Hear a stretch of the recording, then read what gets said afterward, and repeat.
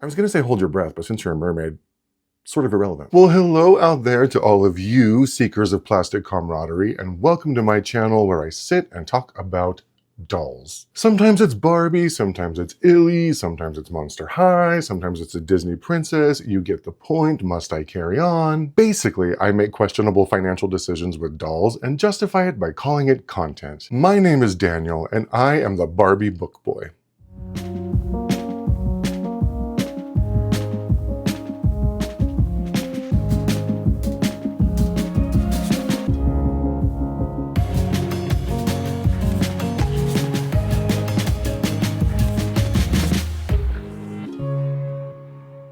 You're going to want to grab your favorite seashell bikini swimming top because today we are diving deep, like Mariana Trench deep, into an iconic aquatic fashion moment with the very first Mermaid Barbie from 1991. That's right, the original Finfluencer herself.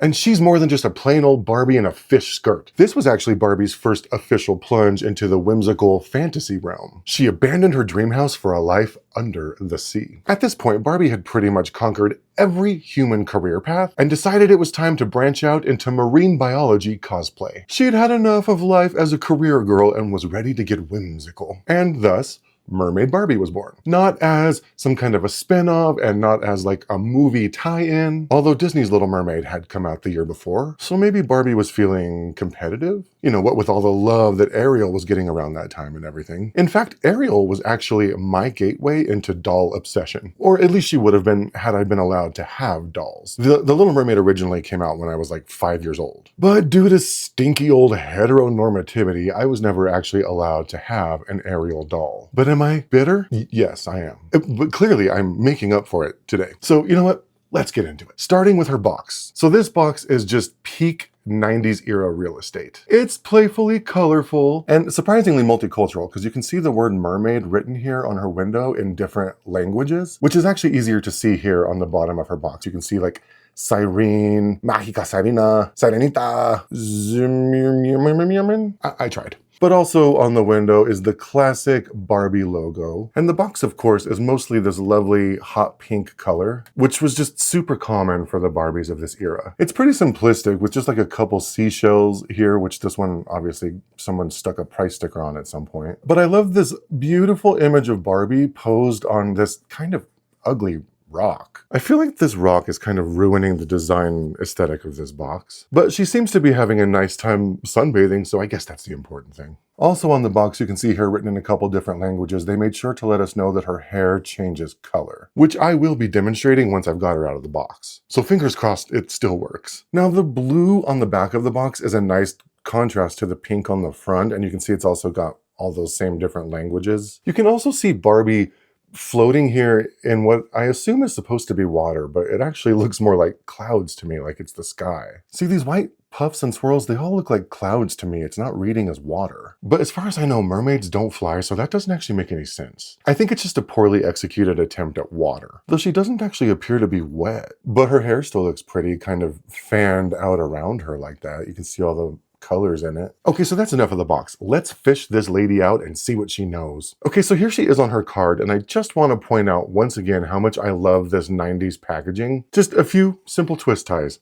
That's it. But also the way they packaged her, they've got her tail fins folded up over her legs. And I'm a little concerned that after 35 years in that position, I'm not going to be able to get them to like sit properly, but we'll see. So after 35 years of captivity, she's finally been released back out into the wild, thanks to me. I'm such a good person. Anyway, let's talk about her mermaid hair. Mermaids and hair play have always gone hand in hand. And this lady is no exception. As was common in the 90s, her hair is kind of aggressively platinum blonde. And you can see they included some strands of tinsel, which I know a lot of people hate in doll hair because it can be hard to brush and it's difficult to style and any number of reasons really why they hate it. But I don't really mind it too much. I'm just sure to be extra careful when I'm brushing it. It probably looks super sparkly and pretty in the water if you're gonna play mermaids with her, like in the bathtub or in the pool. But tinsel aside, she's got this shell in her hair with these like weird seaweed ribbons, which I mean, I don't have any hair, so what do I know? But if I did, I don't think I'd put seaweed in it. Though she is a mermaid, so maybe it's a cultural thing. I don't know. Anyway, every kid who owned this doll immediately turned into a professional mermaid hairstylist. And I'm gonna need to put my hairstylist fantasies to work by removing this rubber band carcass from her braid. Because now that she's free, she don't need it anymore. And also the box told me to do so. See here it says, to play, undo braid and shake hair loose. So that's what I'm gonna do. Okay, just in case you were wondering to yourself, gee, I wonder what a 35-year-old rubber band looks like. Here you go. You can see that it just like crumbles. It's kind of gross. So for the most part, I was able to get that rubber band out of her hair unscathed. And you can see these wavy parts where it had been in a braid for the past 35 years. So now that both she and her braid have been freed, she's ready to let her freak flag fly. And I fully intend on encouraging that behavior. And I guess the condition of her hair is kind of what you would expect after 35 years in captivity. But you know, it's not that bad. It still has some nice flow to it.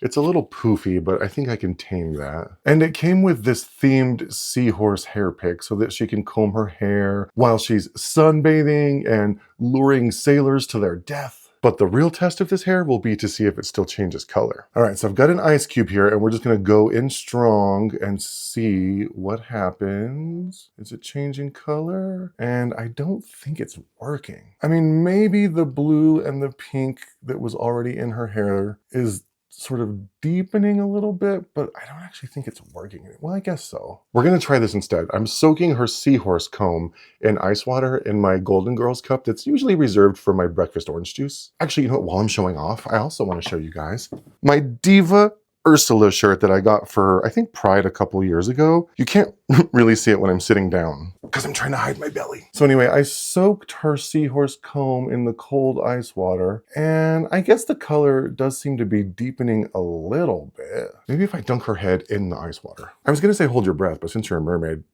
sort of irrelevant. Okay, well now she's just soaking wet and she's cold and her hair didn't really change color, but it says that warm water will change it back to blonde. So let's try some warm water and see if the pink and blue comes out. Okay, so we can see her pink and blue strands. I'm about to dunk them into warm water and see if they go back to blonde. Bottoms up. And what do you know, that actually worked. The blue and the pink are now gone from her hair and it's back to blonde. Oh, I'm so glad that worked. I thought for a second maybe it wasn't gonna happen. But it's kind of cool. I mean, I wish my hair could do that. You know what I mean? Like if I had mermaid hair, I wish I could do that. So there, I tried to comb it out a little bit more and you can see that the pink and the blue are pretty much gone. So the warm water worked, it turned it back to blonde, and I guess the cold water kind of worked because there was some pink and blue in there. She's 35 years old. We gotta give her the benefit of the doubt. We're lucky that she has hair at all at this point. But I did notice that as her hair is starting to dry, it's cooling off from the hot water and the pink and the blue is starting to come back. So all in all, I guess we can say that it works still. And you know what? I'm glad that it still works because mermaid hair is such a thing. And I wouldn't want her feeling inadequate if her hair was a total flop. Moving on. So Mermaid Barbie has what is probably my favorite face mold of all time, the Superstar face mold. And these 90s Barbies with the Superstar face mold always had the best screenings. She's got huge blue eyes and these soft pink lips, and I love a good late 80s, early 90s garage door eyeshadow. This makeup could survive a tsunami. Mermaids always know the best waterproof eye makeup. It's just a simple, practical makeup designed to survive multiple dunkings in the bathtub. But even as simple as it is, this 90s screening and platinum blonde hair pairs so well with this beautiful golden brown tan. And she accessorized her earrings to match her top and her tail, because accessories matter, even underwater. And really, I'm not too mad that they didn't bother to give her an original face sculpt. I imagine with the success of The Little Mermaid, this doll was rushed to market in maybe an attempt to compete with Disney. So there probably wasn't time to design a completely new doll. But I ain't mad. Even if it does look like she could immediately clock out of mermaid duty and just go grocery shopping as a normal Barbie. Now onto her bikini top. It's a blue fabric top and it just Velcros in the back. You can see they've got a piece of tape here holding it in place. We're not gonna need that anymore. And her top is just kind of this basic shell-shaped design, but I do like that it's layered. It's got this shell layer And then underneath the shell, it's just like a normal bikini. It just gives the top a little bit of extra dimension, and it probably, maybe it has some like cool movement and flow to it when she's like in the water. But because it is removable, I have no doubt that 90s kids everywhere almost immediately lost them. Especially if it got wet multiple times and the Velcro would just like wear out. But the fabric itself is that classic early 90s Barbie swimwear material. It's like very stiff and ultra reflective. It's perfect for all of her various mermaiding adventures around the ocean. Moving down to the tail. So it's actually the same like plasticky fabric as her top, and it's basically just a skirt that's shaped like a mermaid tail, complete with this flared fin here at the bottom. And you can see underneath it that she has completely normal Barbie legs. So it's more like Barbie wearing a mermaid costume than Barbie as an actual mermaid. But it does have this pretty scale pattern all over it. You can see what looks like scales all the way down to the fins. And these fins have a little bit of structure, so they do hold their shape fairly well. But for me, when it comes to mermaid dolls, the most important factor, even more than their hair, is how well I'm able to make the fins swim. I call it air swimming, and I'll show you why. When I'm playing with my mermaid dolls, I like for their fins to have some motion to them, but it's a very specific kind of motion. Take this one, for instance. It's a hard plastic tail. It's not removable. It's completely molded. It's not fabric at all. And so when I'm playing mermaids and I'm making them swim through the air, the fins don't do anything. They don't move, they don't flow, they don't have any motion to them whatsoever. So this is not my favorite style of doll mermaid tail. But I also don't like a tail that's so floppy that it just kind of hangs there like a dead fish.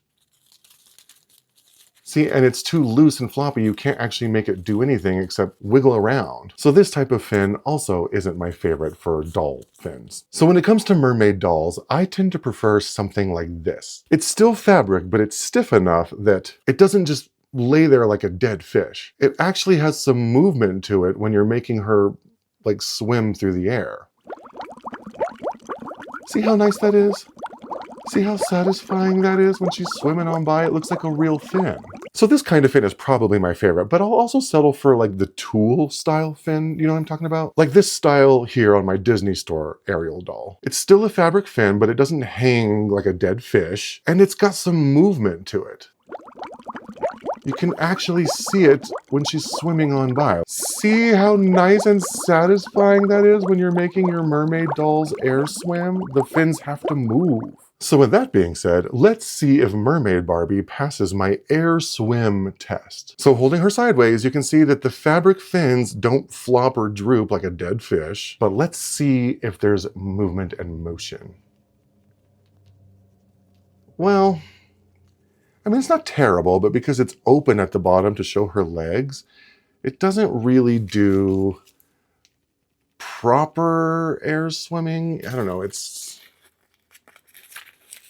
Maybe if it was like closed like this, like one solid fin, but because it's hollow, it doesn't really do air swimming the way that I love. It's not super satisfying, but she's so pretty that, I don't know, I don't really care. She's not the kind of mermaid doll that I would play mermaids with, at least not air swimming. She might look pretty in the bathtub or in a swimming pool, but not for air swimming.